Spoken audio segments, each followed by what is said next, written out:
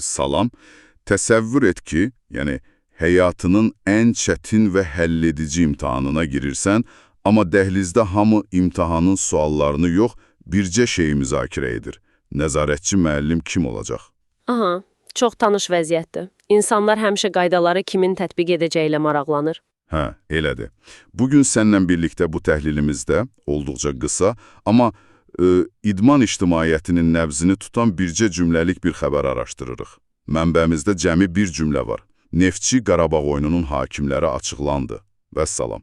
Yəni bircə cümlə, amma arxasında böyük bir intizar yatır. Dəqiq. Yaxşı. Gəlin bunu aydınlaşdıraq. Əlimizdə sadəcə bir xəbər başlığı var, amma bu xüsusi bir diqqətin siqnalıdır. Məsələnin əsl maraqlı tərəfi buradadır. Niyə sadəcə hakimlərin kimliyinin açıqlanması xüsusi bir xəbərə çevrilir? Yəni, meydanda matçın taleyini həll edən topqovan o 22 nəfər deyilmi? Mən elə gəlir ki, bəzən biz bu hakim məsələsini çox şişirdirik. Açığı, ilk baxışdan sənin məntiqindən tam razılaşmaq olar, amma... Sonda fiti çalan yox, qolu vuran qazanır da, düz deyil? Düzdür. Amma məsələnin görünməyən tərəfi odur ki, fiti çalan adam əslində maçın ritmini və, belə deyək, psixologiyasını diktə edir. Söhbət xüsusilə Neftçi Qarabağ derbisindən gedirsə, gərginlik o qədər yüksək olur ki, yəni hakim sadəcə qaydaları tətbiq edən bir fiqurdan çox oyunun sürətini təyin edən metronoma çevrilir. Aha, maraqlı yanaşmalıdır. Yəni o tempə nəzarət edir. Tamamilə. O, məsələn, ilk 15 dəqiqədə hansı sərtlikdəki mübarizələrə icazə verəcəyini göstərərək maçın tempini müəyyənləşdirir. Bu, oyuncular üçün çox böyük siqnaldır. Bir dəqiqə. Yəni sən demək istəyirsən ki, hakimin fərdi idarə etmə tərzi komandaların taktikası qədər həlledicidir. Amma qaydalar hər yerdə standartdır axı. Offside-dir, kobudluq da kobudluq.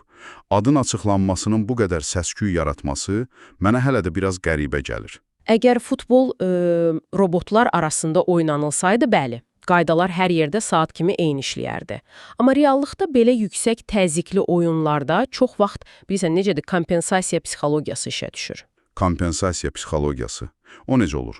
Bax, təsəvvür et, tribunaların qurultusu altındasan. Hakim oyunun əvvəlində bir komandaya haqlı amma sərt bir sarı vərəqə verirsə, yəni şuuraltı olaraq növbəti xırda epizodda digər komandaya da oxşar vərəqə vermək təzyiqi hiss edə bilər. Media və azərkeşlər bu hakimin adını axtaranda əslində bir suala cavab axtarırlar. Bu hakim tribunaların və oyunçuların aqressiyasına tab gətirəcək qədər soyuqqanlıdırmı? Aydındır. Çox məntiqlidir. Deməli, o bir cümləlik xəbər əslində komandalar və pərəstişkarlar üçün psixoloji bir proqnozdur, eləmi? Kimin idarə edəcəyini bilmək, oyunun necə oxunacağını əvvəlcədən təxmin etməkdir. Dəqiq belədir. Yəni, sərt müdaxilələrə tez-tez fit çalmayan biri olacaqsa, komandalar da daha aqressiv oynayacaq.